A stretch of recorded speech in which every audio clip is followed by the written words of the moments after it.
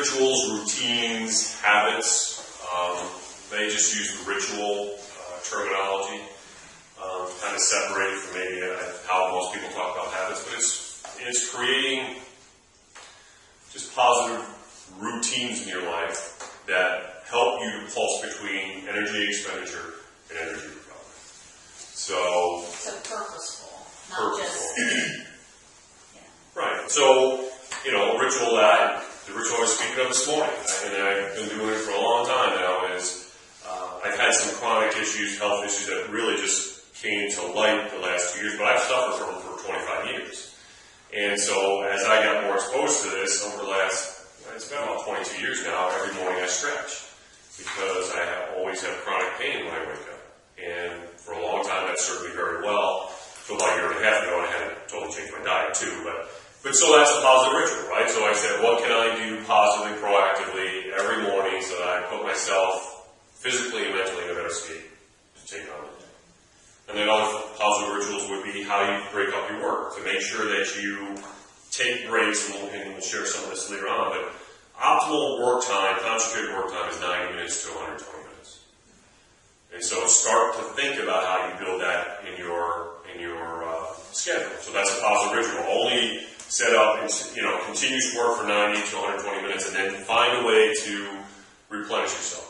And we'll talk more specific about what those opportunities are. But then taking at least 15 minutes to get up, walk around, have a healthy snack, take a mental break with some music or something of that nature that just gets you back in a better productive state. But there are rituals that are subconscious that we do without knowing it. Right. So that's why it says positive rituals, right? Because we have rituals that we do that may have been built without intention.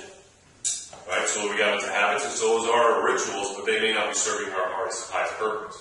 So if you're always thinking about positive rituals, whether you view them on a monthly, quarterly, annual basis, you're looking at, okay, what positive rituals do I have in place, and what might be the next thing that not all at once like we talked about, but what's the next thing, right? So there's bad habits that we can have that work against us.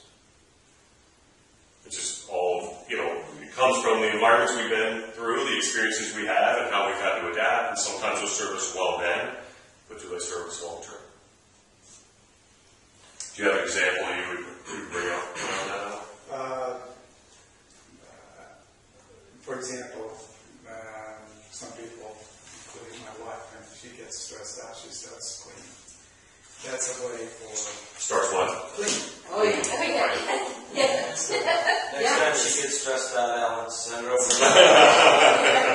So to me, that's a ritual that gives her comfort. Actually, she does get relief out of that. Right. Yeah. She says it makes me feel so much better when, I do that. So. And you feel like you've got a sense of control about your environment. Yeah. And you've got to accomplish something, right? Something you can visually see that's been accomplished, right? Versus maybe frustration of working on it. That's exactly what the ritual is. You're in control. You're directing that, and that's a subconscious level.